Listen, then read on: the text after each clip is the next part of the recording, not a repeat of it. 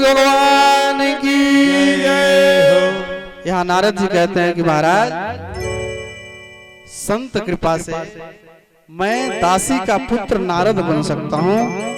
और यहीं पे से नारद जी ने अपने पूर्व जन्म की कथा सुनाई। कहते हैं कि अहम पुरातीत भवे भवन मुने दास्यास्तु कस्याश्चन वेदिना। कहा मैं अपने पूर्व जन्म में एक दासी का पुत्र था। कहा एक बार हमारे पिताजी का देहांत हो गया और पिताजी के देहांत के बाद हमारी यहाँ स्थिति बड़ी विपन्नता वाली स्थिति थी। हमारी मैया एक बार मुझे लेकर के एक संत भगवान के आश्रम में गई। संत भगवान से निवेदन किया कि प्रभु हमें भी अपने आश्रम में रख लो, जो आप सेवा बताओ वो सेवा हम कर लेंगे। संत भगवान ने आश्रय दिया। संत ने कहा कि जाओ बेटी सेवा करो, गौ सेवा करो। नारद जी महाराज कहते हैं हमारी माँ को गौ सेवा प्राप्त हुई और माँ जो है हमारी गौ सेवा कर रही है। कुछ दिनों के बाद बरसात के जो 4 महीने होते हैं ना, 4 महीने उस चतुर्मास कहते हैं। उन चतुर्मास को करने के लिए बाहर से कुछ संत आए। संतों का नियम है कि बरसात के वो 4 महीने किसी नदी पर्वत को लांघते नहीं है, कहीं जाते आते नहीं है।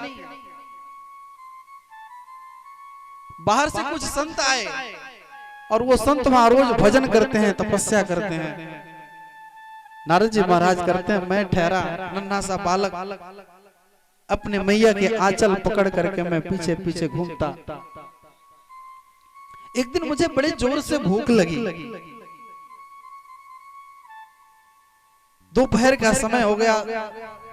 संत भगवान सभी लोग अपने पूजन भजन से उठे।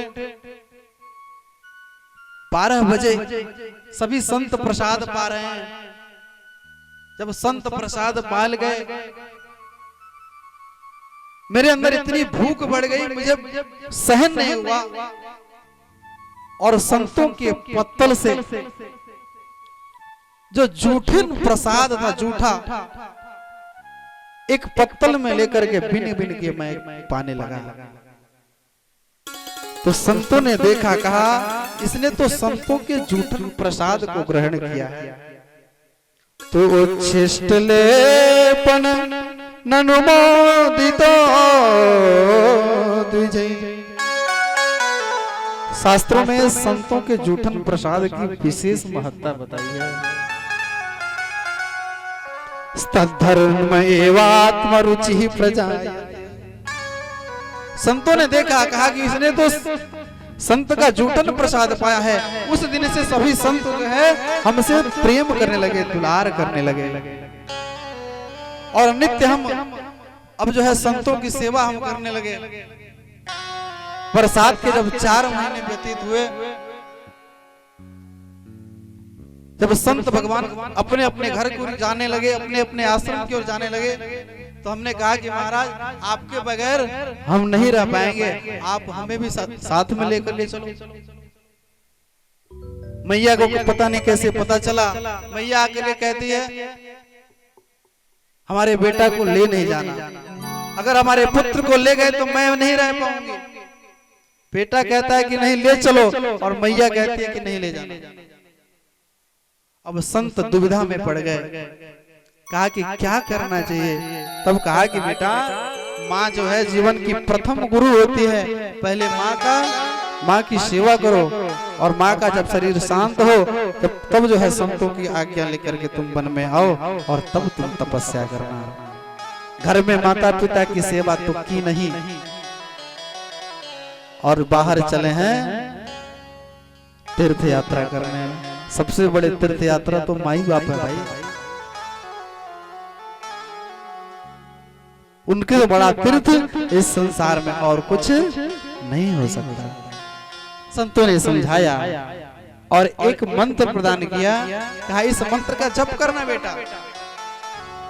सभी संत चले गए। अब मेरी मैया हमको कभी छोड़ती ही नहीं, मैया कभी छोड़ती ही नहीं थी हमें। एक दिन मैंने भजन करते करते भगवान से निवेदन किया कि प्रभु अगर मेरी मैया पधार जाए तो ही अच्छा है। मुझे सोचना नहीं चाहिए था, मुझे ये बात सोचना नहीं चाहिए था।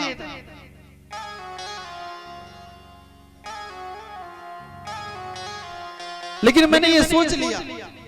संयोग वशात एक दिन हमारी मैया जो है गोदोहन करने जा रही है, एक सर्प ने डस लिया और मेरी माँ का प्राणांत हो गया। मैंने इसे भी भगवान का अनुग्रह समझा और माँ के अंतिम संस्कार सब करने के पश्चात मैं वहां से चला और जंगल में आकर के भगवान का भजन करने लगा कि ओम नमो भगवते वासुदेवाय, ओम नमो भगवते वासुदेवाय, ओम नमो भगवते वासुदेवाय, ओम नमो भगवते वासुदेवाय, ओम नमो भगवते वासुदेवाय, ओम नमो भगवते वासुदेवाय, वासुदेवाय मेरो नंद नंदनाय, वासुदेवाय बोलो नंद नंदनाय, वासुदेवाय मेरो नंद नंदनाय, वासुदेवाय बोलो नंद नंदनाय, ओम नमो भगवते वासुदेवाय, ओम नमो भगवते वासुदेवाय, ओम नमो भगवते वासुदेवाय, ओम नमो भगवते वासुदेवाय। नारद जी कहते हैं कि मैंने भगवान की इस द्वादशाक्षर मंत्र को जपा। एक दिन भगवान के उस सुंदर छवि का दर्शन हुआ अंतर हृदय में। भगवान ने उस छवि को खींच लिया। भगवान ने उस छवि को तुरंत तिरोहित कर लिया, खींच लिया। मैंने देखा कि प्रभु कहां गए। तुरंत मैंने हड़बड़ाहट हुई। तुरंत आकाशवाणी हुई कि अभी तुम्हारे कुछ कर्म शेष हैं, अगले जन्म की प्रतीक्षा करो। मैंने भगवान का अनुग्रह समझा। कालांतर में जब पूरी सृष्टि प्रलय के काल के गाल में चली गई, सभी जीव जो है परमात्मा के उस उदर में समा गए। मैं भी उस परमात्मा के उदर में चला गया और अगले जन्म में उन्हीं परमात्मा ने मुझे नारद के रूप में यहाँ बनाया। नारद के रूप में मैं अवतार लेकर के आया। परमात्मा की विशेष कृपा। और ये जो बीड़ा है ना वेद व्यास जी, ये बीड़ा उन्हीं भगवान ने ही तो प्रदान किया मुझे। अब उन्हें ज्ञान हुआ।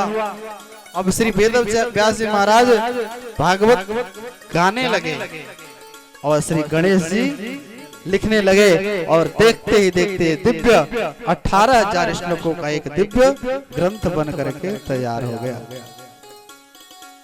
बोलो भागवत भगवान की जय, कृष्ण कन्हैया लाल की जय।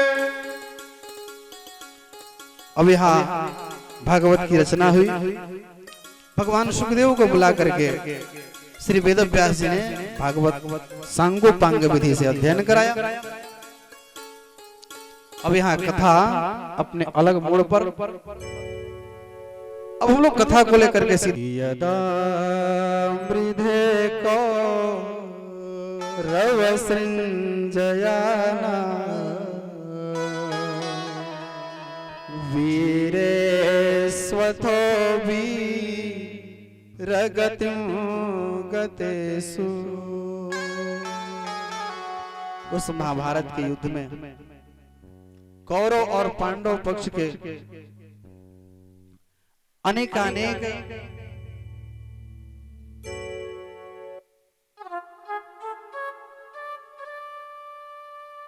अनेकानेक वीर अतिरथी योद्धा मारे जा चुके हैं, वीर गति को प्राप्त हो चुके हैं।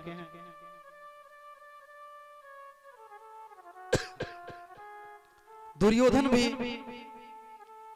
भीमसेन के जंघा से, भीमसेन के गदा से दुर्योधन का जंघा जो है विदीर्ण हो चुका है, युद्ध भूमि में पड़ा है। और उसी समय मिलने के लिए द्रोणाचार्य के पुत्र अश्वत्थामा का आगमन होता है। अश्वत्थामा ने जाकर के देखा, कहा मित्र आज तुम इतने उदास क्यों हो? कहा मित्र सिर्फ एक ही बात का अफसोस है, हमारे शत्रु 5 भाई और उन 5 में 5 जीवित हैं, हम 100 भाई और 100 भाई में 99 मारे जा चुके हैं। 100वां एक मैं बचाऊं और मैं भी यहाँ घायल अवस्था में तड़प रहा हूं मित्र। अश्वत्थामा ने द्वेषपूर्ण से कहा कि मित्र आज तक तुमने उन्हीं लोगों को अपना सेनापति बनाया जो मन से तो पांडवों की तरफ से थे, लेकिन युद्ध सिर्फ तुम्हारे तरफ से कर रहे थे।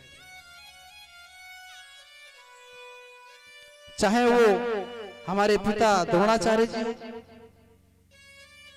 चाहे भीष्म पितामह हो,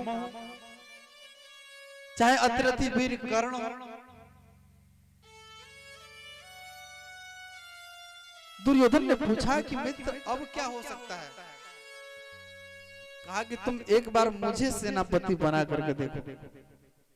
तुम एक की बात करते हो, मैं तुम्हारे 5 पुत्रों को मैं लाके तुम्हारे सामने रख लूं, तुम्हारे 5 शत्रुओं को सामने ला करके मैं खड़ा कर दूंगा। कहा खड़ा नहीं करना है, कहा उनको मारना। कहा कि मित्र मैं करूंगा। और दुर्योधन के जंघे से जो रक्त बह रहा है ना, उसी रक्त से उसने टीका लगा लिया अश्वत्थामा। अश्वत्थामा अपने आश्रम गया। अश्वत्थामा ये बात जानता है कि पांडवों को मारना इतना सहज नहीं है, पांडवों को मारना इतना सरल नहीं है। घट घट व्यापी अंतर्यामी भगवान श्री कृष्ण इस बात को जान गए। आज पांडवों से भगवान कहते हैं कि हे पांडव, आज ये विजय की रात्रि है, और विजय की रात्रि जब होती है ना, विजय दिवस में ना एक जगह नहीं रहना चाहिए, चलो कहीं दूर चल करके विजय उत्सव मनाया जाए। आज 5 पांडवों को वहां से उठा करके लेके चले गए भगवान, और जहां 5 पांडव नित्य शयन करते हैं, आज उन्हीं 5 पांडवों के जगह पे 5 पांडवों से उत्पन्न उनके पुत्रों को सुलाया।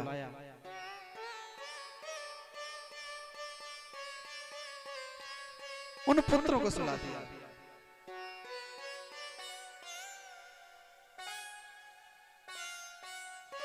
और चले गए वहां। इधर अश्वत्थामा मन में विचार करने लगा कि क्या करना चाहिए, हमें क्या करना चाहिए। तब तक देखता है दूर से एक उल्लू जो है, उल्लू को रात में ही दिखता है। सोते हुए अन्य पक्षियों के ऊपर वो उल्लू आक्रमण करता है, और उस उल्लू को गुरु बनाया। कहा कि काक उल्लू का न्याय से जिस प्रकार से इस उल्लू ने सोते हुए उन पक्षियों के ऊपर आक्रमण किया, आज मैं उसी प्रकार से उन सोते हुए पांडवों का मैं को मृत्यु के घाट उतार दूंगा। चल पड़ा वहां से तलवार लेकर गए। वो चल पड़ा तलवार लेकर के, जब चला रात्रि काल का समय, पांचों पांडवों के पित्र सो रहे हैं वहां। आओ न देखा ताओ, उन पांचों पुत्रों के गर्दन को धड़ से अलग कर दिया। एक कपड़े में उनके सभी सिर को बांध करके लेकर के गया। उसी समरांगण में, कुरुक्षेत्र के समरांगण में, जहां दुर्योधन तड़प रहा है, कहा कि मित्र तुम एक की बात कर रहे थे, ये देखो मैं पांचों को लेकर गया। दुर्योधन को ये ज्ञात था नारद जी के द्वारा। एक बार उसने नारद जी से प्रश्न किया था कि गुरुदेव बताइए कि मेरी मृत्यु कैसे हो। तो नारद जी ने बताया था कि जब हर्ष और विषाद दोनों एक साथ हो तब तुम्हारी मृत्यु हो सकती है। और तुरंत उन्हें बड़ा प्रसन्न हुआ दुर्योधन। कहा कि ठीक है, उसमें जो सबसे बड़ा सिर है ना भीमसेन का, वो सिर हमारे हाथ में, तो उसमें जो बड़ा सिर है ला करके हाथ में दिया। हाथ में लेते ही देखा इतना मुलायम सर, थोड़ा प्रकाश की तरफ गया अंधेरे से। कहा कि मित्र तूने ये क्या कर दिया। अत्यंत उसे कष्ट हुआ, दुख हुआ। कहा कि मित्र हमारी दुश्मनी उन पांडवों से थी, बेचारे निरपराध पांडवों के बच्चों ने क्या बिगाड़ा था कि इन बच्चों का तुमने वध कर दिया। अब तो हमारे कुल में, हमारे खानदान में कोई जल देने वाला भी नहीं है। हाय हम तो लुट गए। इतना क्षोभ हुआ, इतना दुख हुआ। आज दुर्योधन वहीं उनका प्राणांत हो गया। प्रातः काल का समय हुआ। नित्य की भांति यहाँ द्रौपदी मैया आज देखा कि हमारे पुत्र जगे नहीं। आज अपने पुत्रों को जगाने के लिए जब उस शिविर के उस भूमि में वहां पहुंचती हैं सैया के पास, हमारे पुत्र देखा तो उनके पुत्र आज मृत अवस्था में पड़े हुए। पांचों का गर्दन है ही नहीं, सिर है ही नहीं। पछाड़ खा करके एक मां गिर पड़ी। एक मां सब कुछ सहन कर लेती है ना, लेकिन मां जो है कभी अपने पुत्र का रक्त बहते हुए कोई मां देखना पसंद नहीं करेगी शायद। कहा छाती पीट पीट करके रोने लगी कि माता शिशुरा निधन सुताना निसंग घोर परितजमाना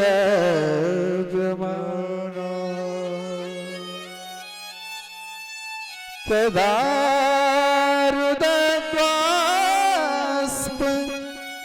कला कुलाक्षी तां सांत्वयन्ना किरीटमाली।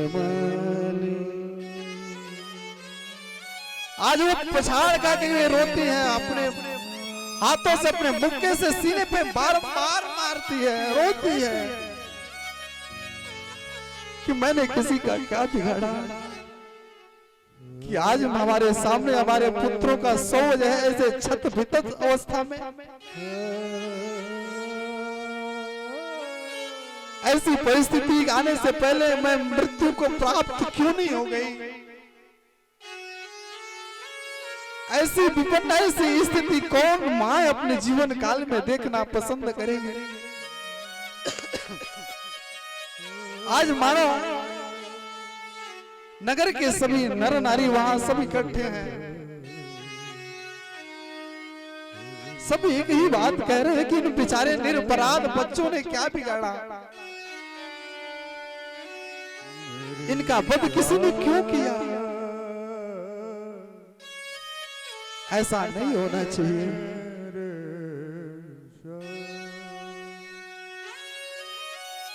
अर्जुन ने देखा,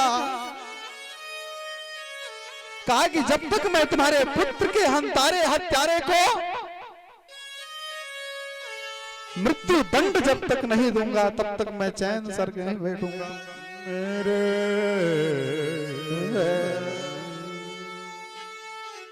तुरंत अपने सारथी भगवान कृष्ण को इशारा किया, भगवान रथ लेकर के आगे गए।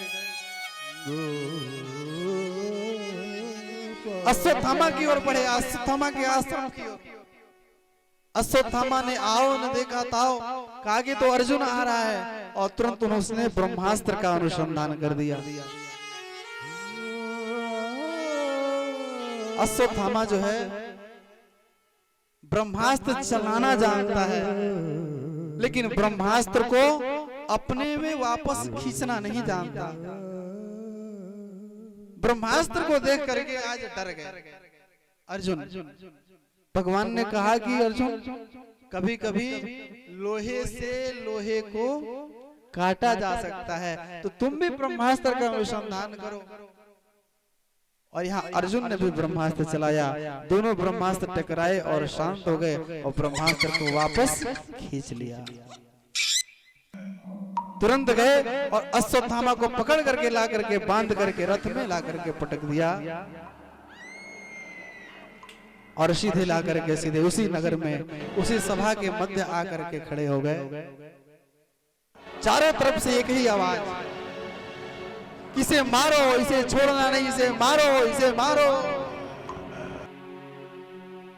आज अश्वत्थामा आज निसहाय अवस्था में कांपते हुए रोते हुए अश्वत्थामा सर नीचे झुकाए आज उस सभा में खड़ा है। आज सच्ची एक मां की वेदना, आज एक मां की मातृवत्सलता आज सामने दिख गई। द्रौपदी के पुत्र, कुछ क्षण पहले जो द्रौपदी अपने पुत्र के हत्यारे के लिए मृत्यु दंड की मांग कर रही है, उस असहाय अवस्था में अश्वत्थामा को देखा तो उन्हें सहन नहीं हुआ। कहा कि मुच्चता मुच्चता में सा ब्राह्मण नितरा, कहा इन्हें छोड़ दो। कहा क्यों? कहा ये ब्राह्मण है, और ब्राह्मण कोई भी क्यों न हो, कभी ब्राह्मण को मृत्यु दंड देना नहीं चाहिए। कि मुच्चता मुच्चता में सा ब्राह्मण नितरा गुरु। कहा कि ये भी बात सही है, मान लो आप हमारे 5 पति हो, मैं आप 5 पतियों के सहारे जीवन यापन कर लूंगी, लेकिन इनकी मैया को देखिए ना, एक माँ की वेदना को एक माँ ही समझ सकती है। इनके तो पिताश्री भी नहीं है, इनकी मैया इन्हीं के सहारे तो रहती है। अगर इनका भी आप प्राणांत कर दोगे, इनका भी आप वध कर दोगे, तो इनकी मैया तो असहाय अवस्था में ऐसे ही मर जाएगी। और एक माँ का, एक स्त्री का दोष आपके ऊपर लेगा, क्या आप ये ऐसा चाहते हैं? जिन द्रौपदी को भगवान श्री कृष्ण ने सखा कहकर के पुकारा, उन द्रौपदी के अंदर किसी के प्रति दुर्भाव कैसे आ सकता है भला? जब द्रौपदी की साड़ी खींची जाने लगी दुशासन के द्वारा, चारों तरफ द्रौपदी ने हाथ फैलाया, किसी ने मदद नहीं किया। तो भगवान से कहा कि मैं करता हूं। तो ब्रह्म बंधुर नहंतव्या आतताई बधारण मयैव भयमाम्नातं परिपाहिनुशासन। कहा, भगवान ने कहा कि ब्राह्मण कोई भी क्यों न हो, उसे कभी मारना नहीं चाहिए। और आतताई बधारण, और बालकों का हत्यारा, दुष्ट जो है, जो हत्यारे हैं, उन हत्यारों को कभी छोड़ना नहीं चाहिए। शास्त्रों में ये दोनों बातें लिखी हैं कि ब्रह्म बंधुरेण नहंतव्या आतताई बधारण। शास्त्रों में ये दोनों बातें लिखी हैं। मयैव भयमाम्नातं परिपाहिनुशासनम्। मेरा तो यही मत है। भीमसेन ने कहा, जय हो टेढ़ी टांग वाले, 3 जगह से टेढ़े और 3 जगह से टेढ़ा समाधान देते हो। भगवान ने कहा कि भीम भैया आप चुप रहो, शांत रहो। अर्जुन ने गीता का ज्ञान लिया है, और जो गुरु ज्ञान देता है वो गुरु परीक्षा भी लेता है। कहा कि अच्छा ये बात। और तुरंत अर्जुन को वो प्रसंग याद आया। कौन सा? गीता का वो सूत्र याद किया कि कभी कभी सम्माननीय जो व्यक्ति होते हैं उनका अपमान भी मृत्यु से बढ़कर है। तुरंत अश्वत्थामा के मस्तिष्क से ब्रह्म तेज की मणि को निकाल करके फेंक दिया, दूर कर दिया, और उसको धक्के लगा करके उस सभा से बाहर फेंक दिया गया, हटा दिया गया। अश्वत्थामा चला गया। एक दिन के बाद भगवान श्री कृष्ण ने कहा कि हे पांडव, अब तो आप लोगों का सभी कार्य संपन्न हुआ, अब हम द्वारिका जाना चाहते हैं। ना चाहते भी आज पांडव जो है भगवान को विदा कराने के लिए तैयार हुए। इधर अश्वत्थामा ने अपने आश्रम में बैठे बैठे विचार कर रहा है कि कौरव और पांडव पक्ष का मैं समूल विनाश तो धीरे धीरे कर ही चुका हूं, उनके वंशज को मैंने समाप्त कर ही दिया है। तब तक याद आया, ओहो, युद्ध के समय अभिमन्यु की पत्नी उत्तरा गर्भवती थी। अब तो वो शिशु जन्म लेने, अब तो बच्चा जन्म लेने वाला है, क्यों न उसे गर्भ में ही उसको समाप्त कर दिया जाए। और बैठे बैठे वहीं से ब्रह्मास्त्र चलाया। भगवान अपना एक पग जो है ना रथ के पहिए में रखे हैं। उत्तरा ने देखा कि हमारे तरफ कोई तीव्र गति से कोई अस्त्र शस्त्र आ रहा है, और उत्तरा को यह महसूस हुआ, उत्तरा को लगा कि हमारा गर्भ आज खंडित हो सकता है। उत्तरा तुरंत दौड़ी भागी आई, भगवान कृष्ण के चरणों को, पीतांबर को पकड़ करके लेट गई। कहा कि पाहि पाहि महायोग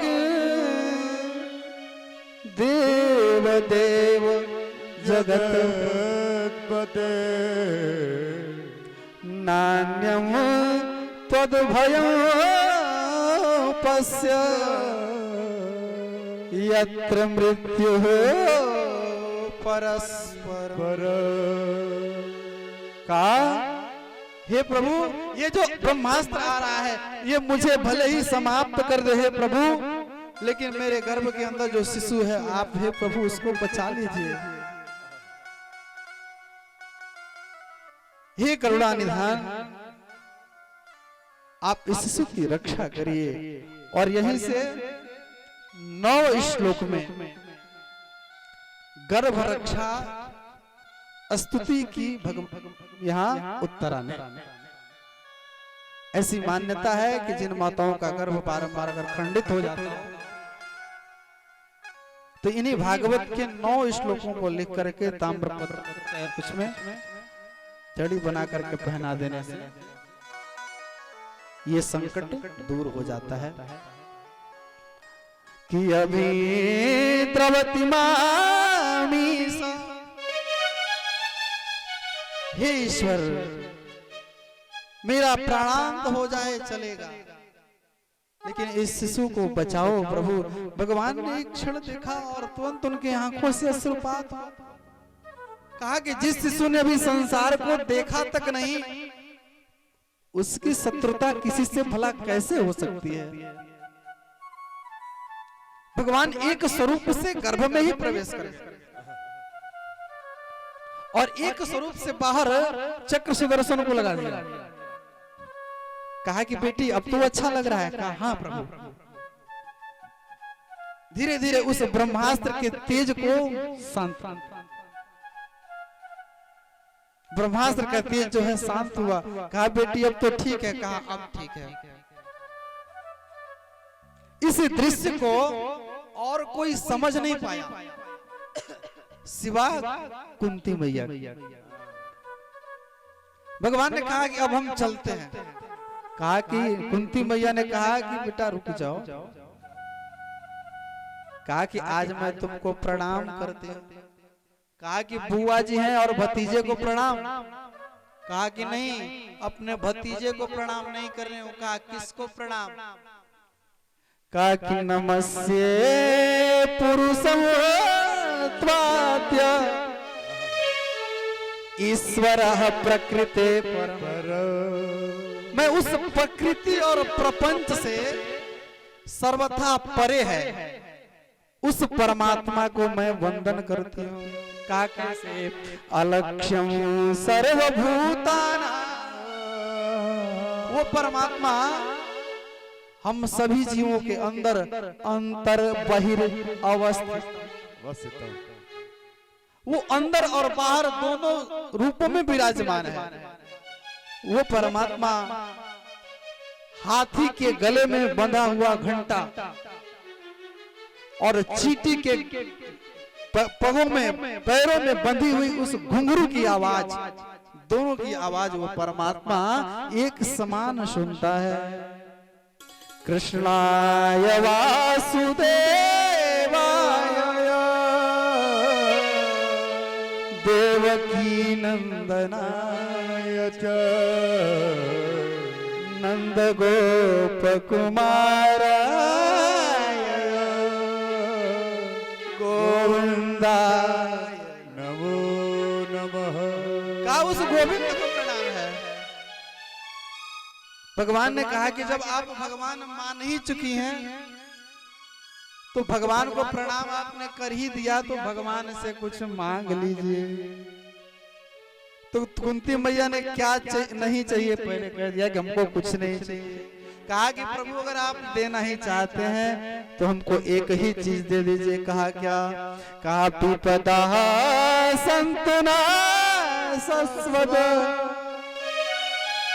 तत्र तत् जगद गुरु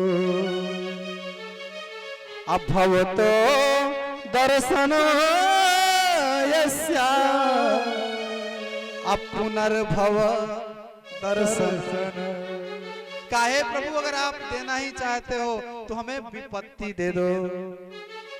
भगवान ने कहा कि बुआ जी इतनी इतनी विपत्तियां आपके पुत्रों के ऊपर पड़ी, इतने विपत्तियों से मन नहीं भरा क्या। कहा कि प्रभु वास्तविक विपत्ति ये नहीं है कि हमारे यहाँ दुख हुआ। अगर हमारे यहाँ दुख है तो उस दुख में अगर भगवान की याद आ रही है ना तो समझ लीजिए कि वो दुख नहीं है, वो सबसे बड़ा क्या है, सुख है। बोलो भक्त वत्सल भगवान की जय। तो विपदो नहीं वो विपदो संपदो नैव संपद अभिपद विस्मरणं यस्या संपत नारायण स्मृति। वास्तविक विपत्ति जीवन में कब है? जब हम नारायण को भूल जाते हैं। चाहे कितना भी अथाह संपत्ति वाले हो, अगर नारायण को भूल गए तो एक न एक दिन विपत्ति का आना तय है। इसीलिए चाहे जिस परिस्थिति में रहो, किस परिस्थिति में, कि सीताराम सीताराम सीताराम कहिए, जाहे बेधे राखे राम, जाहे बेधे रहे। सीताराम सीताराम सीताराम कहिए, जाहे विधि राखे राम, ताहे विधि रहिए। सीताराम सीताराम सीताराम कहिए, जाहे बेधे राखे राम, ताहे बेधे रहिए। सीताराम सीताराम सीताराम कहिए, चाहे विधि राखे राम, ताहे विधि रहिए।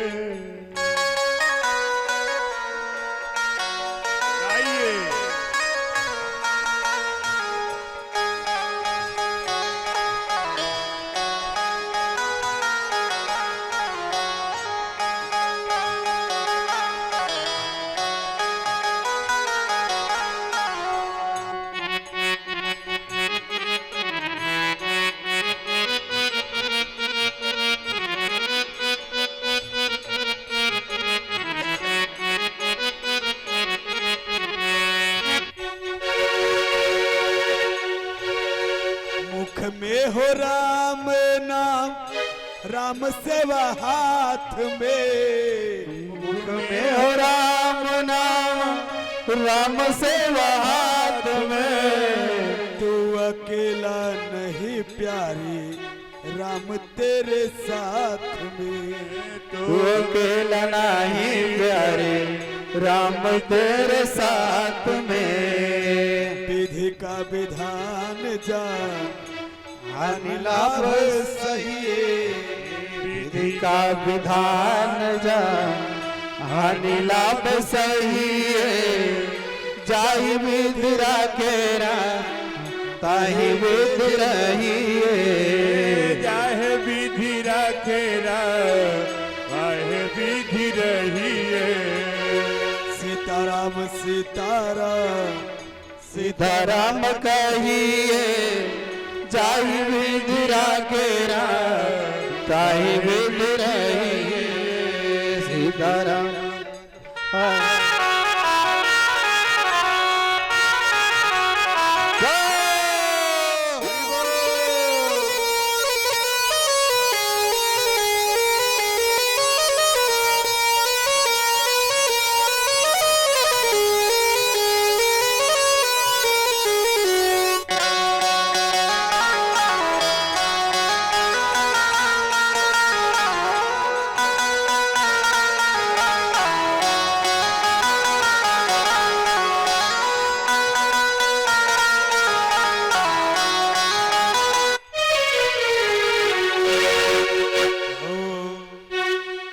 भक्तवत्सल भगवान की जय, राम की जय। अंत में भक्ति का वरदान दिया। कुछ दिनों के बाद रुकने के पश्चात आज पांडव न चाहते हुए भी आज भगवान को विदा कराने के लिए चले। भगवान वहां से चले द्वारिकापुरी की ओर आए। द्वारिका वासियों ने यहाँ दिव्य स्वागत किया। द्वारिका वासियों ने दिव्य स्वागत सम्मान किया प्रभु का। अब यहाँ सौनकादिक ऋषियों ने प्रश्न किया। सौनकादिक ऋषियों को ने प्रश्न किया कि गुरुदेव, आप भगवान को लेकर के द्वारिका चले गए, लेकिन कृपा करके ये बताइए कि यहाँ परीक्षित का जन्म कैसे हुआ। इन सब कथाओं के बारे में विस्तार से चर्चा करिए और यहीं से कथा प्रारंभ हुई कि अश्वत्थाम्नो प्रसृष्टेन ब्रह्मशिष्णो ऋतेजसा उत्तरायां हतो गर्भ इसे न जीवित पुनः। भगवान के द्वारा रक्षित वो बालक का जन्म कालांतर में हुआ। पांडवों ने दिव्य उस बालक के स्वागत सम्मान के लिए यहाँ दिव्य स्वागत किया, सम्मान किया, ब्राह्मणों को बुलाया, जात कर्म संस्कार कराया। उस बालक को कुंती मैया जब किसी के पास लेकर के जाती थी तो वो बालक जो है हमेशा हर क्षण जो है एक ही एक ही टक टक लगाए एक तरफ सबको देखता था। कहा क्या देखता था? कहा कि जिसने हमें आकर के गर्भ में हमारी जिसने रक्षा करी वो कहाँ है? इसलिए ब्राह्मणों ने उनका नाम रख दिया परीक्षित। परितः इक्षति इति यस्य सा परीक्षित, जो हर क्षण कुछ न कुछ ढूंढ रहा है, इसलिए उनका नाम परीक्षित रखा।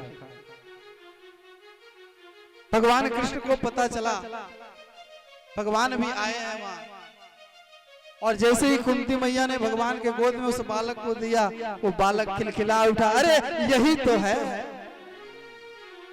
कुछ दिन भगवान रुके और अब की बार अर्जुन को साथ में लेकर के भगवान चले गए द्वारिकापुर। इधर पांडवों ने विद्वान ज्योतिषियों को बुलाया, कहा कि महाराज इसकी कुंडली देख करके थोड़ी बताओ। ज्योतिषियों ने बहुत सुंदर सुंदर सभी बातें बताई। कहा ये अपने दादा के समान बलशाली होगा, भीमसेन के समान, धर्मराज युधिष्ठिर के समान ये धर्म को जानने वाला होगा। पहले सभी गुण गणों के बारे में बताया।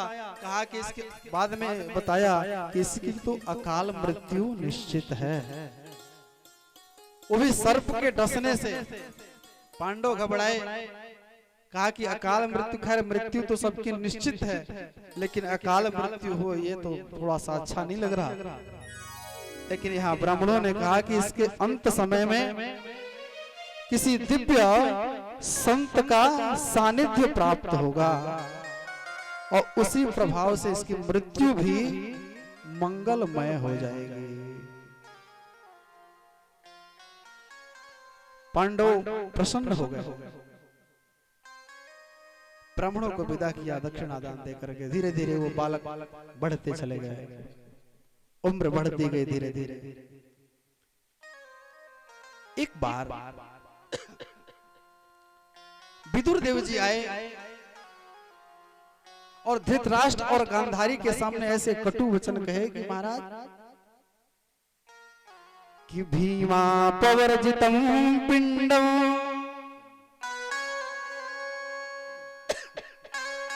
भीमसेन के उन पांडवों के टुकड़ों पे पल रहे हो, तुम्हें शर्म नहीं आती? जिन पांडवों के लिए तुमने एक दिन रात एक कर दिया कि इनका अंत कैसे हो, उन्हीं ब्राह्मणों के, उन्हीं पांडवों के टुकड़ों पे पल रहे हो, ये सही नहीं है। कहा क्या करूं, कहां जाऊं? कहा कि चलो तुम्हारा अंत समय आया है।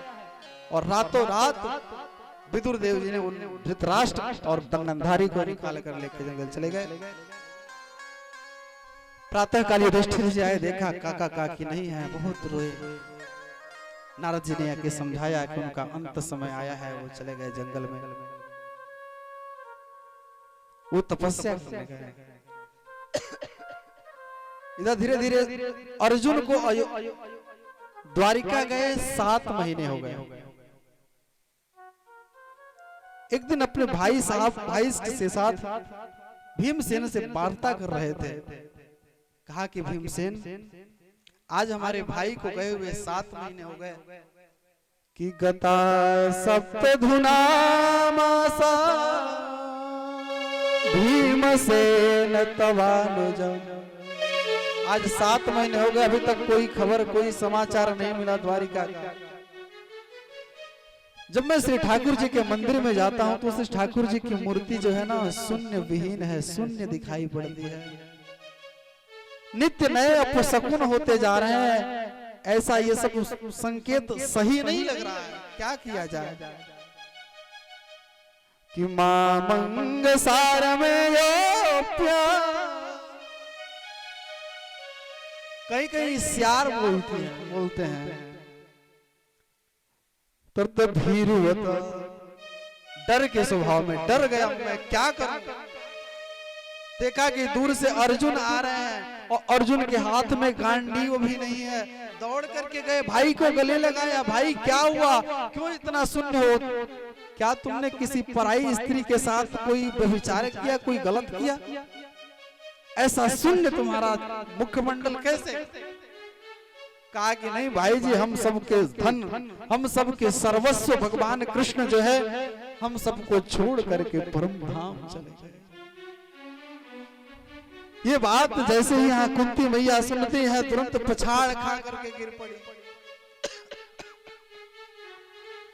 और पांडवों ने तुरंत निश्चय किया कि अब हम लोग यहाँ नहीं रहेंगे। और तुरंत परीक्षित को बुला करके राज्य गद्दी पे बिठाया, कहा बेटा इतनी बात तुम बस ध्यान में रखना, कोई कितना भी बड़ा शत्रु हो, अगर एक बार शरण में आ जाए तो उसे भी क्षमा कर देना। और आज 5 पांडव द्रौपदी के साथ सशरीर यहाँ स्वर्गारोहण के लिए प्रस्थान कर गए। धीरे धीरे राजा परीक्षित धीरे धीरे अब बड़े होने लगे। एक दिन के बाद राजा परीक्षित के मन में ये जिज्ञासा हुई कि मैं यहाँ से थोड़ा जाकर के अपने राज्य की सीमाएं कहाँ तक हैं जाकर के देखूं तो सही। और जंगल में भ्रमण करने के लिए गए, वहां एक विचित्र दृश्य को देखा। एक वृषभदेव है, उन वृषभदेव के 3 पैर नहीं, पास में एक गौ माता है और गौ माता की आंखों से अश्रुपात हो रहे हैं। और वहीं पे कुछ दूरी पर कुछ एक काला कलूटा विकराल व्यक्ति खड़ा है और ये सब आपस में वार्ता कर रहे हैं। उन रोते हुए गौ माता को राजा परीक्षित ने देखा, दौड़े गए कि मां ये आपकी ऐसी स्थिति का कारण कौन। हे वृषभदेव, आपके 3 पग तो नहीं है, कहाँ गए आपके 3 पग, किसने आपकी ऐसी दुर्दशा की, आप मुझे बताइए, मैं उसे मृत्यु दंड दूंगा। उस वृषभदेव ने बहुत सुंदर बात कही कि भवान ही वेद तत्सर्वा यन्मां धर्मानुपृच्छसि। आप ये पूछ रहे हैं ना हमसे कि इसका कारण क्या है, धर्म के बारे में पूछ रहे हैं। गौ माता कहती है, वो गौ माता कौन है। धरती माता ही आज गौ माता के स्वरूप में खड़े हैं। पूछा कि कौन, इस स्थिति के लिए जिम्मेदार मैं किसे ठहराऊं। मैं ये कहूं कि उसने मेरा ऐसा हाल, ऐसी स्थिति को बनाया, तो क्या आप उसके साथ वही करेंगे जो उसने मेरे साथ किया।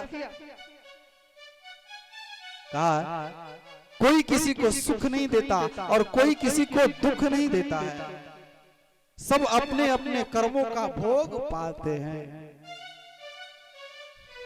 कि कर्म गति अरे तारे नाही डरे, कर्म गति तारे नाही डरे, कर्म गति तारे नाही डरे, कर्म गति तारे नाही डरे।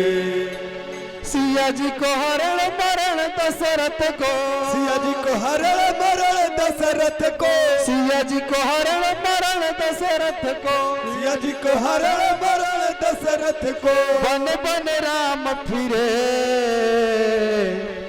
करम गति तारे नाहे डरे करम तारे नाही डरे करम गति तारे नाही डरे। कहा ये जो कर्म की गति है ना वो टलती नहीं है। मैं अपने स्थिति के लिए जिम्मेदार किसी को नहीं देना चाहिए। हमारे जीवन में अगर कोई दुख हो रहा है तो किसी के वजह से नहीं हो रहा है, वो तो माध्यम बन के आया है। हमारे जीवन में अगर किसी वस्तु की कमी है तो समझ लीजिए कि ये हमारे प्रारब्ध का कुछ भोग है। प्रारब्ध को भोग लेना चाहिए। प्रारब्ध से कभी बचने का प्रयास नहीं करना चाहिए। प्रारब्ध से बचने वाला व्यक्ति कब तक बचेगा प्रारब्ध से? तब तक देखा कि एक काला कलूटा व्यक्ति कहा कि अरे तुम इस स्थिति के जिम्मेदार हो, मैं तुम्हें मृत्यु दंड दूंगा। कहा कि त्राहिमाम शरणागतम शरणागतो। कहा कि महाराज मेरा नाम कलयुग है, अब मेरा समय आ चुका है, आप मुझे क्यों भगाना चाहते हैं? कहा कि तुम हमारे राज्य से चले जाओ। कलयुग ने कहा कि महाराज इस पूरे भूमंडल के एक छत्र सम्राट आप हो महाराज, मैं कहाँ जाऊं, मुझे कुछ स्थान दे दीजिए रहने के लिए।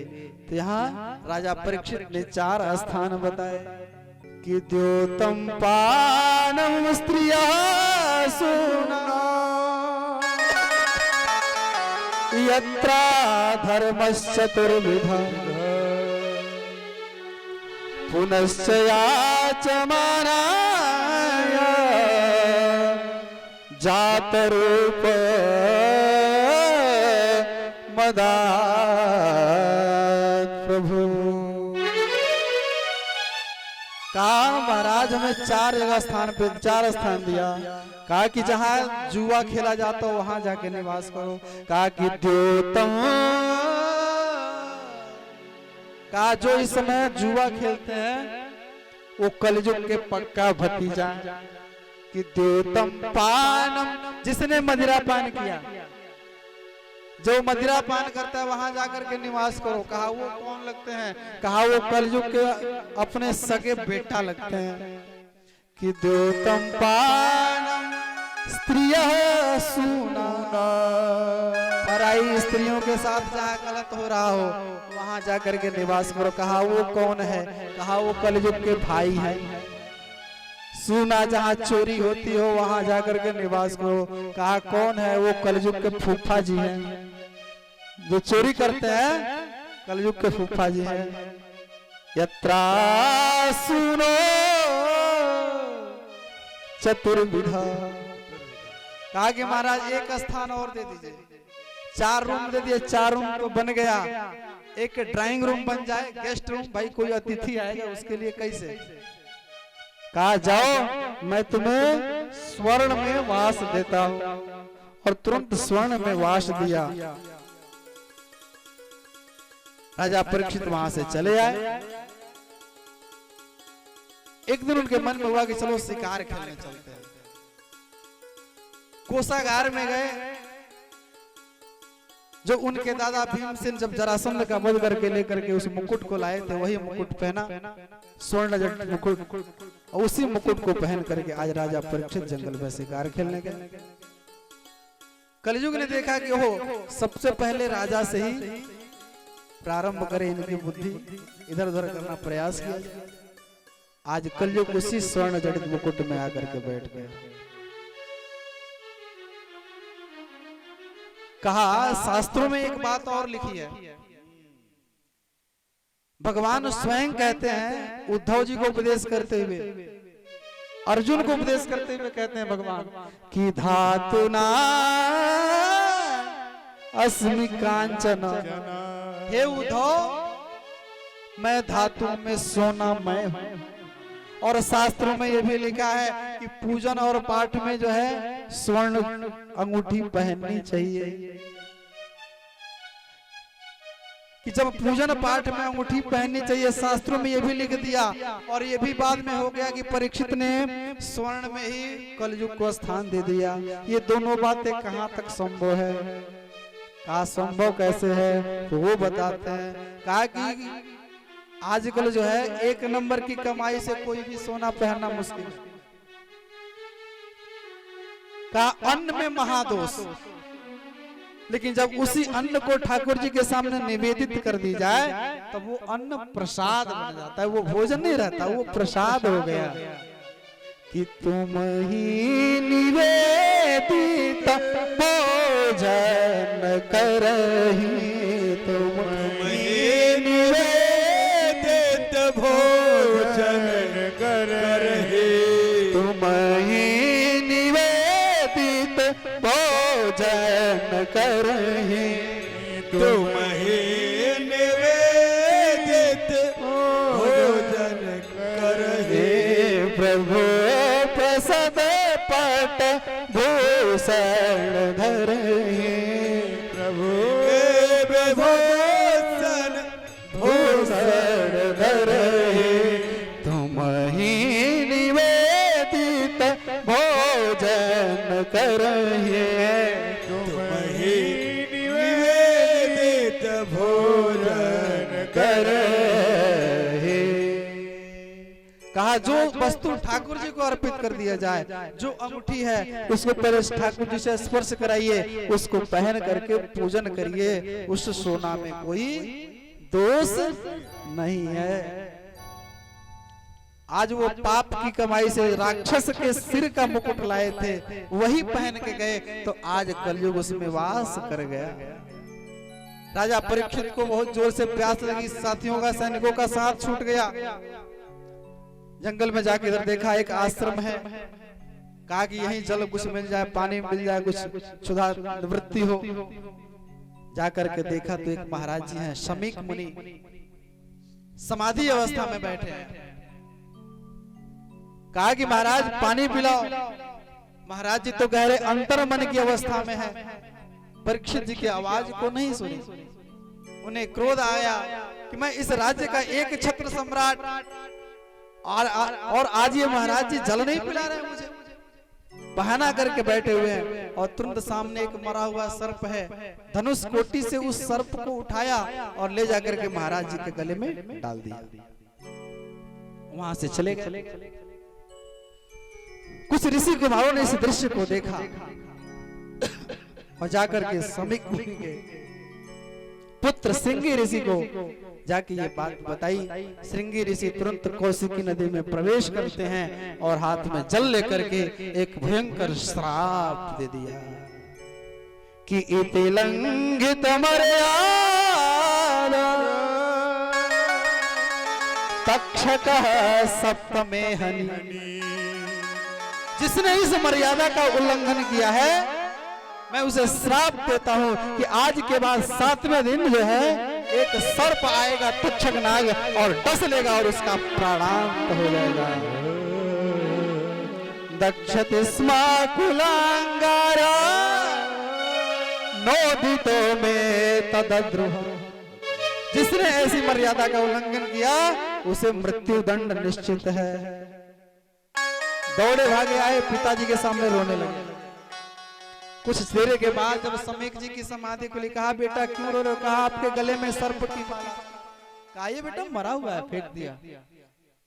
चुप कराया, शांत कराया।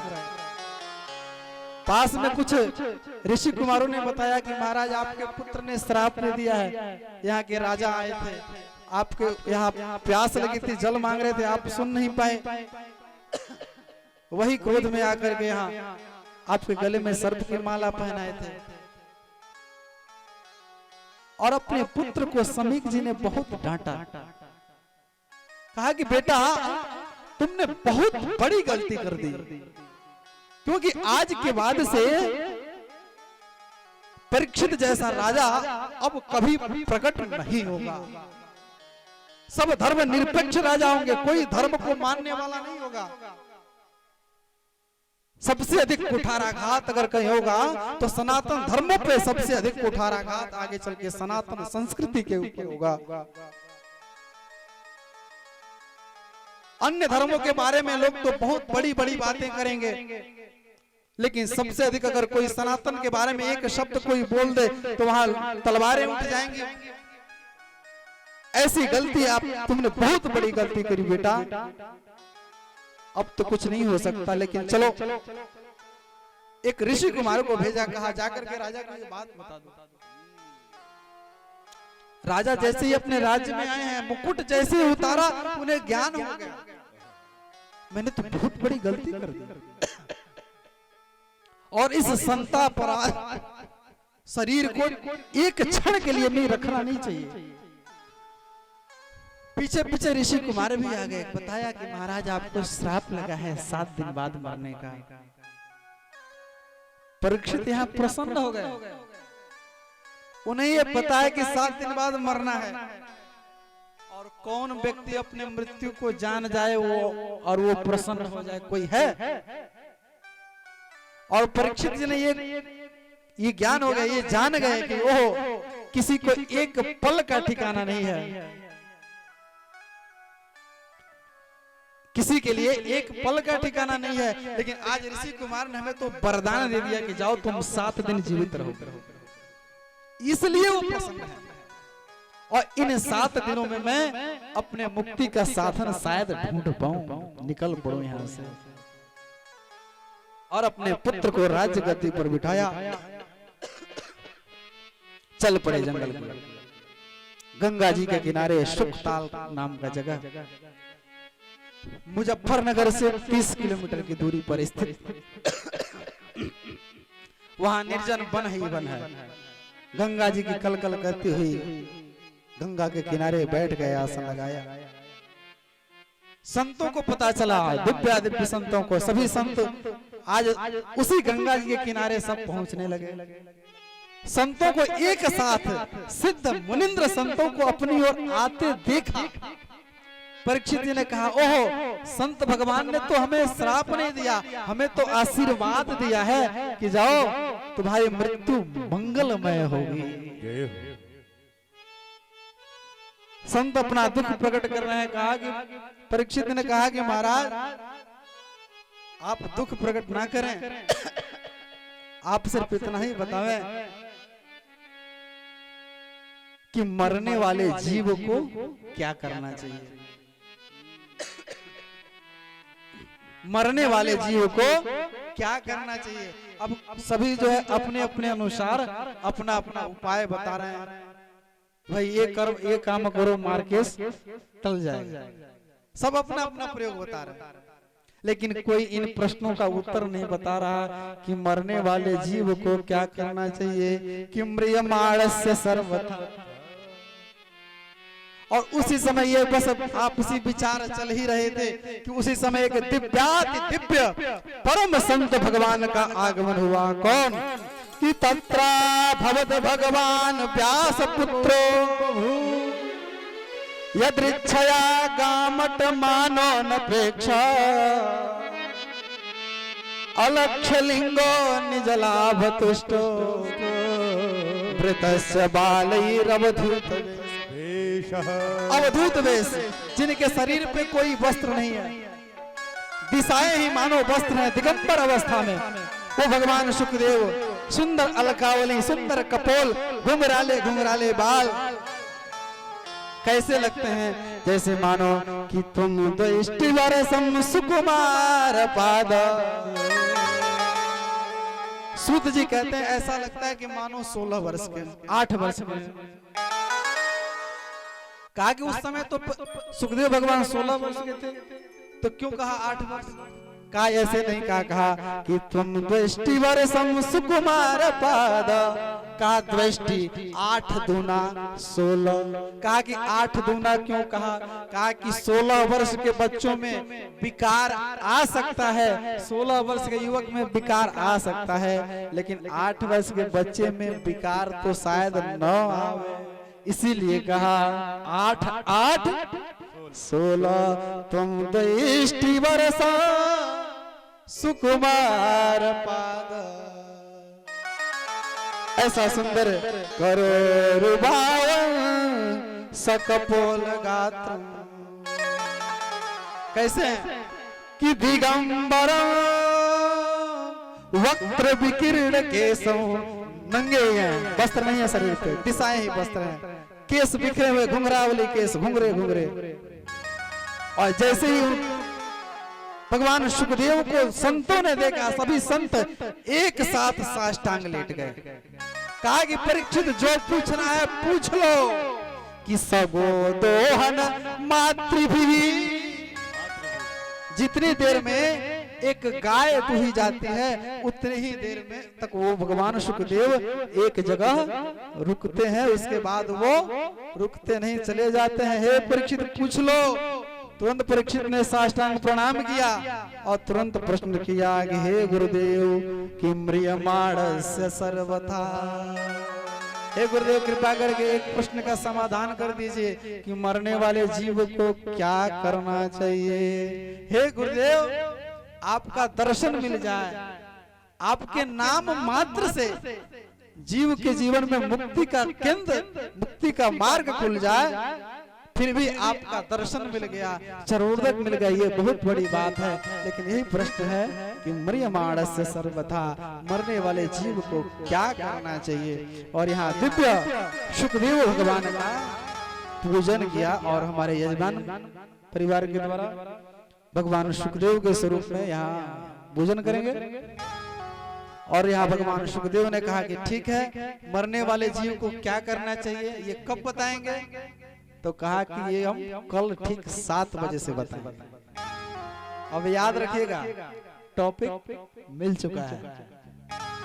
क्या प्रश्न है याद करा देते हैं। भैया ही पूछ रहे थे आज हमसे आगे, किम म्रियमाणस्य सर्वथा, परीक्षित ने पूछा सुखदेव जी से कि मरने वाले जीव को क्या करना चाहिए। तो सबने पूजन किया भगवान सुखदेव का। आइए यजमान परिवार के द्वारा कि हरि की कथा सुनाने वाले, कि हरि की कथा सुनाने वाले, तुमको लाखों लाखों प्रणाम, तुमको लाखों लाखों प्रणाम। हरि की कथा सुनाने वाले, प्रभु की गाथा गाने वाले, तुमको लाखों प्रणाम, तुमको लाखों प्रणाम। हरि की कथा सुनाने वाले, हरि की कथा सुना वाले, तुमको लाखों लाखों प्रणाम, तुमको लाखों लाखों प्रणाम, तुमको लाखों लाखों प्रणाम, तुमको लाखों लाखों प्रणाम। हम भूल गए थे मत में, खो गए थे तने मन में, हम भूल गए थे मन में, खो गए थे अपने बन में। हम भूल गए थे मद में, तन खो बैठे थे मद में। भूल गए थे बन में, तन खो बैठे थे बन के। हरि राह बताने वाले, बताने वाले, तुमको लाखों लाखों प्रणाम, तुमको लाखों लाखों प्रणाम, तुमको लाखों लाखों प्रणाम, तुमको लाखों लाखों प्रणाम। हरि की कथा सुनाने वाले, हरि की कथा सुनाने वाले, तुमको लाखों लाखों प्रणाम, तुमको लाखों लाखों प्रणाम, तुमको लाखों लाखों प्रणाम, तुमको लाखों लाखों प्रणाम।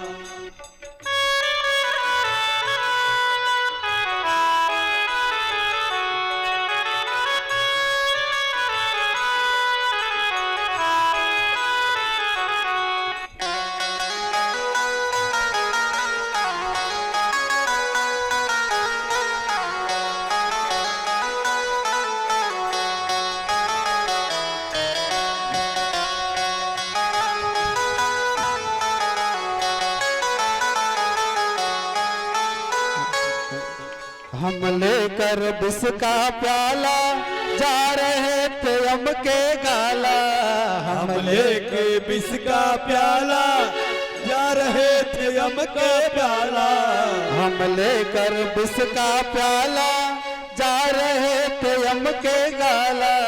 हम लेके विष का प्याला जा रहे थे यम के बाला। प्रभु सुधा पिलाने वाले, प्रभु सुधा पिलाने वाले, तुमको लाखों लाख प्रणाम, तुमको लाखों लाख प्रणाम, तुमको लाखों लाखों प्रणाम, तुमको लाखों लाखों प्रणाम। हरि की कथा सुनाने वाले, हरि की कथा सुनाने वाले, तुमको लाखों लाखों प्रणाम, तुमको लाखों को प्रणाम। तुमको लाखों लाखों प्रणाम, तुमको लाखों लाखों प्रणाम।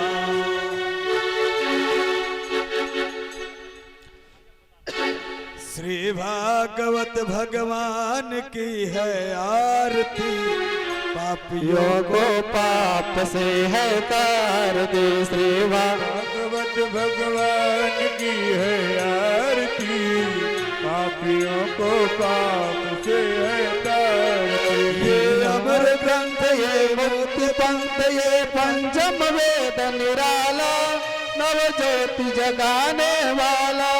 ये अमर ग्रंथ है मुक्ति पंथ, ये पंचम वेद निराला, नव ज्योति जगाने वाला।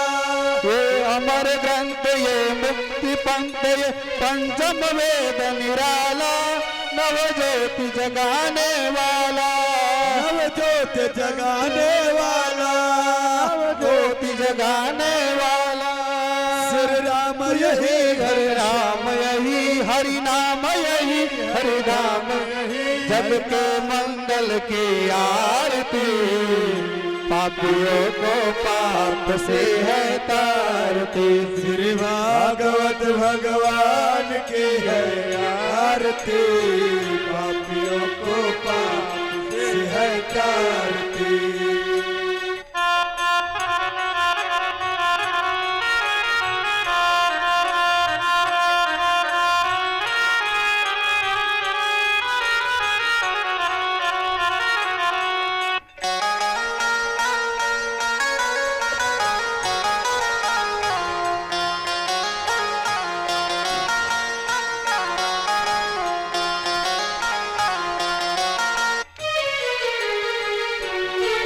ये शांति गीत पावन पुनीत, पापों को मिटाने वाला, हरि दर्श कराने वाला।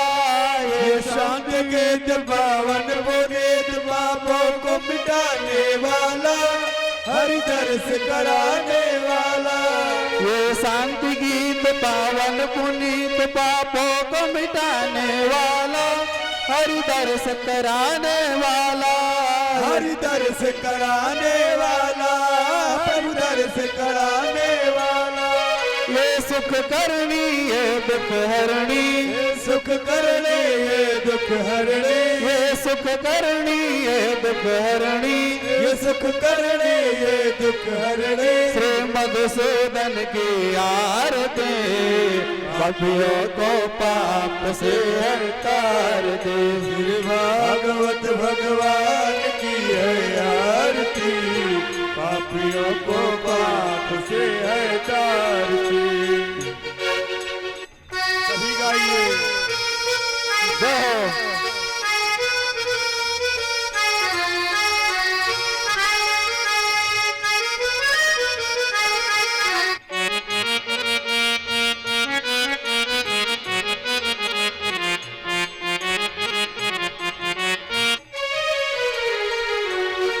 ये मधुर बोल सतपंथ खोल, सन्मार्ग दिखाने वाला, बिगड़ी को बनाने वाला।